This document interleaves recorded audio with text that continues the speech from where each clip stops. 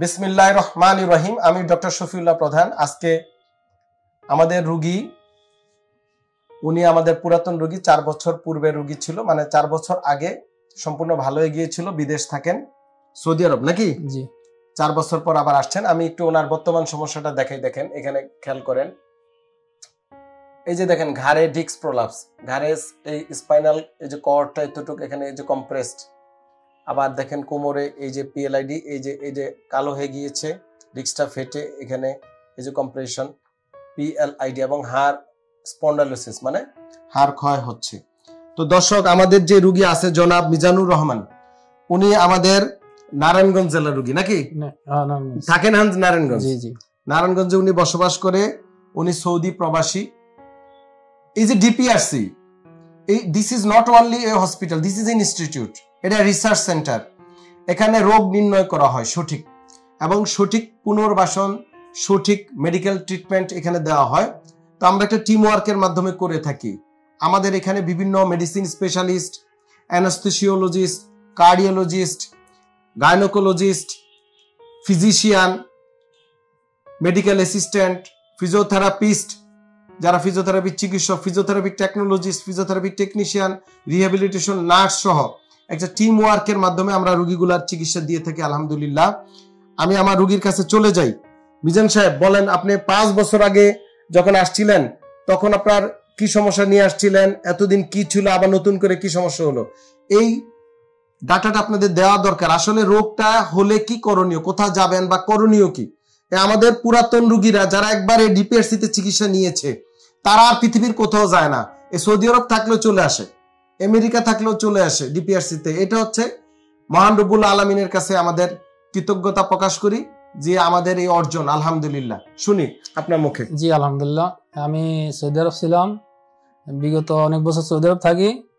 2021 সালে একবার আমার সমস্যা ছিল, আলহামদুলিল্লাহ স্যারের এখানে আইসা 1 মাস চিকিৎসা নেওয়ার পর আমি সম্পূর্ণ সুস্থ হয়েছিলাম। কিন্তু আবার সৌদি আরব যাওয়ার পরে বিল্ডিং কানেকশন কাজ করি, তো একটু বাড়ি কাজ করি, তার জন্য আমার আবারও পায়ে একটু সমস্যা দেখা দিয়েছিল। কত বছর পর? 4 বছর। 4 বছর পর আবার নতুন করে সমস্যা দেখা দিয়েছে। ইনশাআল্লাহ আমি এখন আবার 12 দিন থাকার পরে ইনশাআল্লাহ ভালো আছি, অনেকটা ভালো আছে আলহামদুলিল্লাহ, সুস্থ হয়ে গিয়েছে। তো এই যে বলার উদ্দেশ্যটা হচ্ছে কি, আপনারা অনেকে চান যে একবারের জন্য চিকিৎসা, একবার মানে হচ্ছে আপনাকে একটা থেরাপি দিবে, একটা ওষুধ দিবে, আর আপনার জীবনে রোগ হবে না। এটা যারা করেন তারা হচ্ছে শিরক করতেছেন, শিরক। উনি তো একজন পেশাজীবী, উনি গিয়ে তো আবার কাজ করে, এবং ভারী কাজ করে, বিল্ডিং কনস্ট্রাকশনের কাজ তো বুঝেন আপনারা। এই কাজ করতে গেলে আবার সমস্যাগুলো দেখা দেয় নাকি? জি জি জি। এই জন্য নিয়মগুলো মেনে চলতে হবে। রোগ বারবার আসতেই পারে, কিন্তু আপনি প্রপার ডায়াগনোসিস, প্রপার রোগ নির্ণয়, প্রপার চিকিৎসা, অপারেশন বিহীন চিকিৎসা। আগেও ডাক্তার অপারেশন করতে বলেছে, তখন অপারেশন ছাড়া ভালো হয়েছে, এখনো আবার অপারেশনের কথা বলেছে, এখনো অপারেশন ছাড়া রোগী আলহামদুলিল্লাহ সুস্থ। তো রোগী যদি অপারেশন ছাড়া ভালো থাকে, প্রপার ফিজিওথেরাপি চিকিৎসা পায়, প্রপার রিহ্যাবিলিটেশন পায়, এটা আমাদের সাকসেস আলহামদুলিল্লাহ। বাংলাদেশের চিকিৎসা ব্যবস্থা পৃথিবীর অন্য দেশের তুলনায় ব্যথা বেদনার জন্য আমরা 1 নম্বরে আছি আলহামদুলিল্লাহ। আমরা গর্বের সাথে প্রাউড ফিল করি। আমরা বলতে চাই, যারা আমাদের চিকিৎসা নিয়েছেন বা যারা এখনো চিকিৎসা নেন নাই, আপনারা দেশ বিদেশ যাবেন, ঘুরবেন, বুঝবেন, তারপরে আমাদের কাছে আসবেন নাকি? চাইলে বুঝবেন নাকি? আপনি কি আরো বিভিন্ন জায়গায় যান নাই? আমি অনেক জায়গায় গেছি না, আমি প্রথম তো বহু জায়গায় যে অনেক টাকা নষ্ট করেছি, অনেক টাকা নষ্ট করেছে, অনেক জায়গায় ঘুরেছে, এখানে আসছিলাম আলহামদুলিল্লাহ ভালো হয়েছে। জি, সবচেয়ে ভালো হলো এখানে ম্যানেজমেন্ট খুব ভালো আলহামদুলিল্লাহ। ম্যানেজমেন্টের খুব মানে যারা এখানে চিকিৎসা দেয় ওনারা খুব দায়িত্বশীল, ইনশাআল্লাহ খুব ভালো দেয়, সার্ভিস দেয় আলহামদুলিল্লাহ। রোগ হতে পারে, রোগ আবারও ফিরে আসতে পারে, কিন্তু প্রপার সঠিক ডায়াগনোসিস, সঠিক চিকিৎসাটা করতে হবে।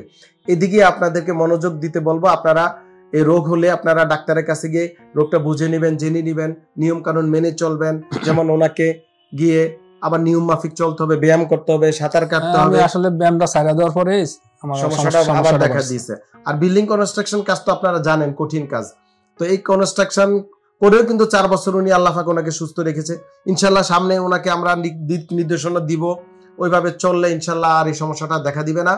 আপনারা বাংলাদেশের চিকিৎসা ব্যবস্থার প্রতি আস্থা রাখবেন। এবং আমাদের এখানে কিন্তু ওমান থেকে রোগী আসে, আপনারা জানেন।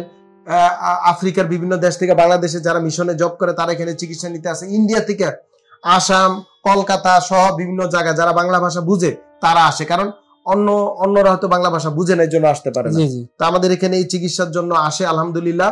আপনাদের কাছে আমরা দোয়া চাই যেন আপনাদের চিকিৎসা সেবা খুব কম খরচে আপনাদেরকে দিতে পারি। আর আপনাদেরকে সাবধান করি, বিভিন্ন জায়গায় ফিজিওথেরাপির চিকিৎসক না হয়ে অনেকে ফিজিওথেরাপিস্ট পরিচয় দেয়, অনেকে টেকনোলজিস্ট হয়ে ফিজিওথেরাপিস্ট পরিচয় দেয়। এটা থেকে আপনারা সাবধান হতে হবে। যেখানে সেখানে ফিজিওথেরাপি দিয়ে আপনারা বিপদে পড়বেন না। ইনশাআল্লাহ অতি শীঘ্রই রিহ্যাব কাউন্সিল আইন কার্যকর হয়ে যাবে, তখন এই সকল ভুয়া ডিগ্রিবিহীন ডাক্তার বা ফিজিওথেরাপি চিকিৎসক সব পালায় যাবে ইনশাআল্লাহ। আপনাদের সুস্বাস্থ্য কামনা করি।